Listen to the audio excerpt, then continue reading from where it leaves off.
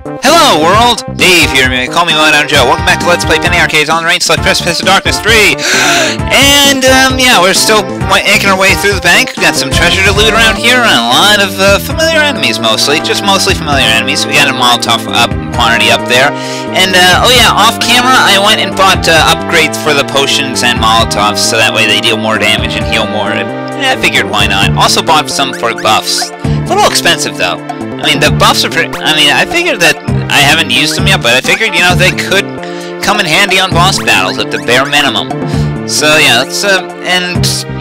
It's kind of a... I'm kind of in a weird space right now where I'm still unsure what Tycho's third class should be. I'm probably sticking with Apocalypse just because of the magic bonus, but at the same time, though, it's kind of, he doesn't really...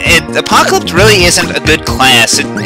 It takes too long to get for any of its effects to actually fire off, so it never actually happens in a regular battle. It's pretty much only good in boss battles, and even then, it's just the amount of time it takes for anything to happen. You have to use it repeatedly throughout the battle, and I still don't see any kind of any Apocalypse spells that actually do damage, which is problematic. But you know, we still get good skills in pretty much all the branches, so I'm really not complaining that much. I'm just finding it hard to pick a path that I'm really comfortable with.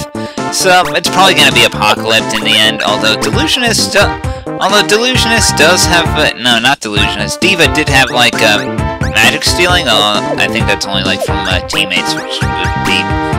No, I could steal from have Tycho steal from Gabe. It's not like Gabe's ever going to be using magic spells anyway, so, you know, we'll just stick with all we have right here. It's nothing bad so far. We've got some the skills here are okay. Hopefully we'll get something useful from this skill tree eventually. Because right now, all I've been seeing is the same old stuff and nothing too fancy. So, yeah. But meanwhile, we got some new enemies to deal with along here. And the special condition making wind damage much more potent here. So we happen to have a silver golem in the back there. They're like the copper golems, except stronger. Also, they're slower, which makes things a lot Let's just say this.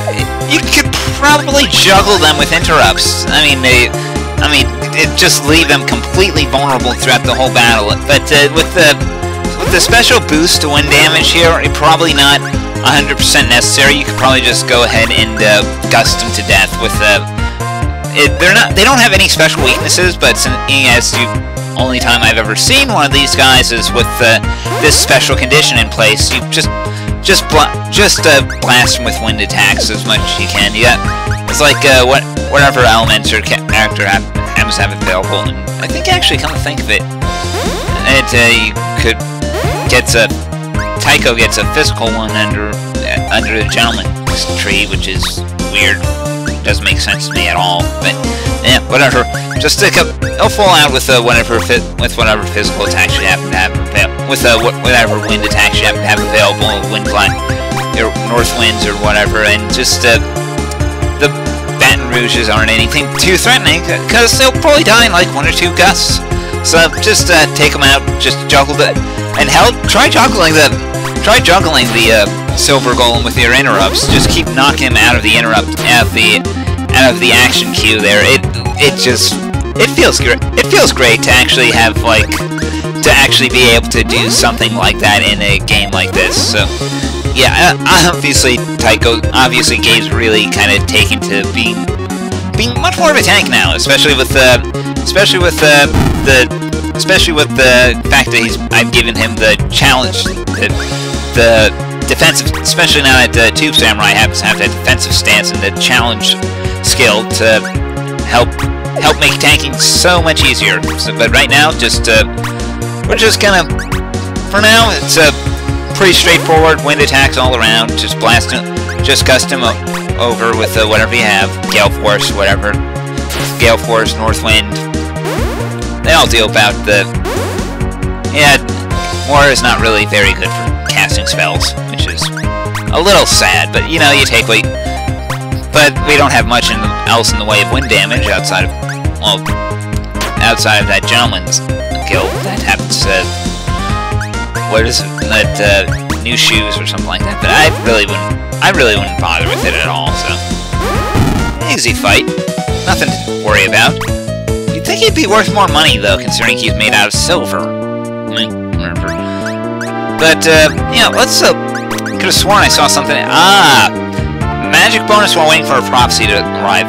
That makes Apocalypse seem a lot more tempting, because if we look at his magic stat, it's lacking kind of behind Jim. I mean, he's better on the physical attacks, but we really don't use him that too often, do we? It's kind of the curse of him being, I guess, the Mario of the game. He's so well-rounded, doesn't really do much. Anyway, we got a gold golem here. Again, stronger than the silver golem, but much slower. And I take way too much advantage of that in this fight. I will say that right off the bat. But yeah, let's go. The merges we've dealt with before, they're nothing fancy. Just a big bag of HP, not much damage behind them. Golems you probably want to take. Golem you might want to take out first, but I have a feeling the merchants will die in the crossfire anyway. So, yeah, and the golems don't have any special weaknesses, although they are resistant to physical attacks. Like, well, all the golems that we've met so far are resistant to physical attacks. So, you know, take what you. So just use whatever. So just use what you're given, and take, and just you know, if you want to take out the merchants first, go ahead. But I mean, it probably actually would not be a bad idea right now, considering that the golem. You can see just how slow that golem is moving along the weight queue there. It's taken him forever just to get even one attack off right now. And by the time we do, it's just gonna be chain interrupts all throughout the whole damn fight. It's actually gonna be a little sad for him. Chain interrupt. Actually, chain interrupt sounds like the name of my next application I'm gonna be writing. Yeah, these guys,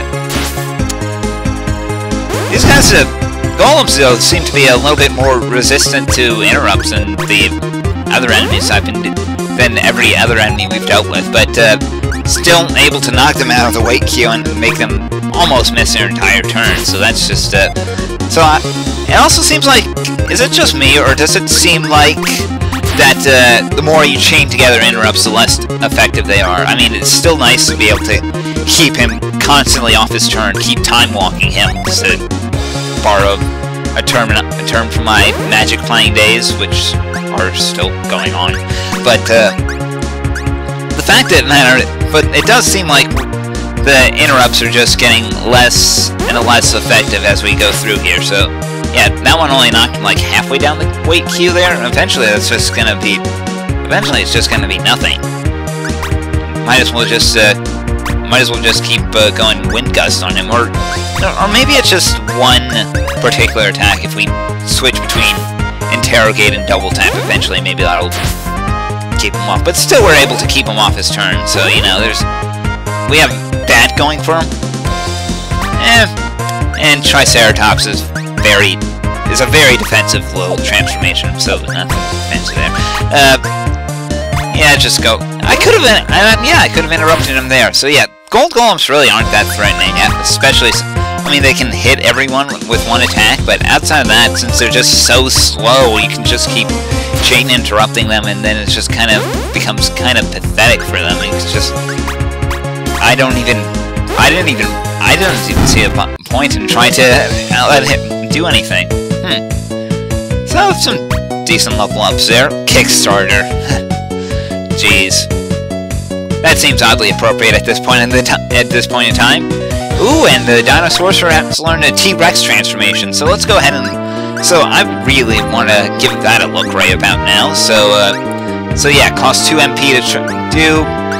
A little bit more expensive than his other transformations. I think the Velociraptors and the Triceratops are each 1. So let's just go ahead and look at the AI script for the T-Rex. See what we'd be dealing with if I did cast that turn 1. So turn 1 medium attack, turn 2 heavy attack, turn 3 stun everyone. Seems nice. Seems good. Of course, it's going to be physical, so that's like nothing for Jim. But it's the stun all at the end sounds like it'd be pretty good. I mean, make them skip their entire turn, but Yeah, that... Actually, I don't think I actually died once.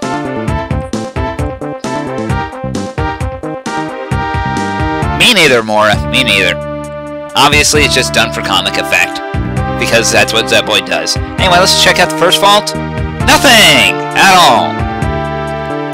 Not much room for anything in here. Figure that must be a pocket dimension or something. Or this is... I think we just, I think the game just devolved into, Dragon Quest here. Wealth of Worlds. Talk about literal. Weird things in New Arcadia.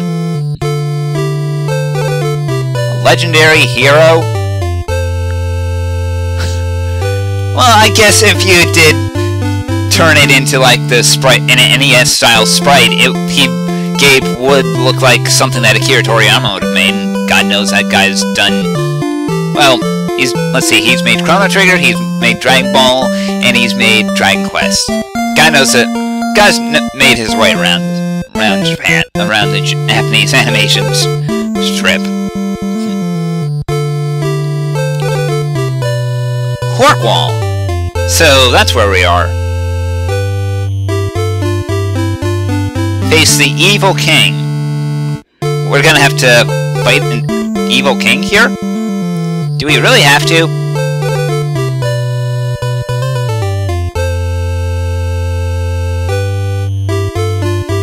Ah, so it's the only way out of here is to defeat this evil king. It's kind of a completely different motif.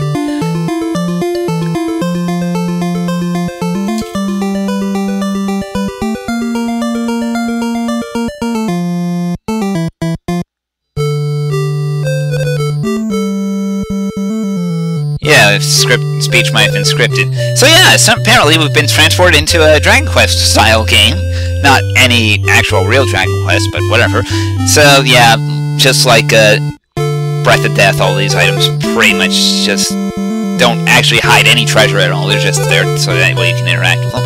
But we do actually have people in town that we can actually talk to! Which is, what a concept! This is like something that's been missing from this entire game!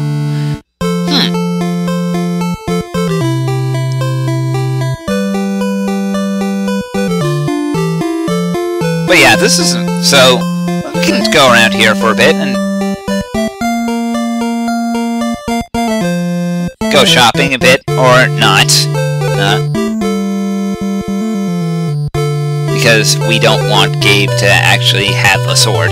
He's good enough at punching devils as it is, so, you know. Figured that'd be good.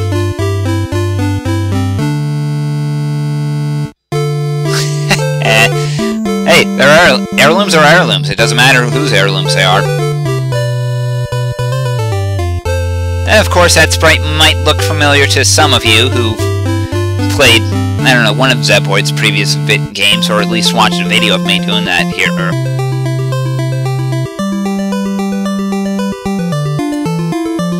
Wait, isn't this year 3043? You figure, you know, a game styled in the likes of Dragon Quest would be, I don't know, more old-timey. 800s, I'd say. Yes, because we aren't made from an arcane game design method.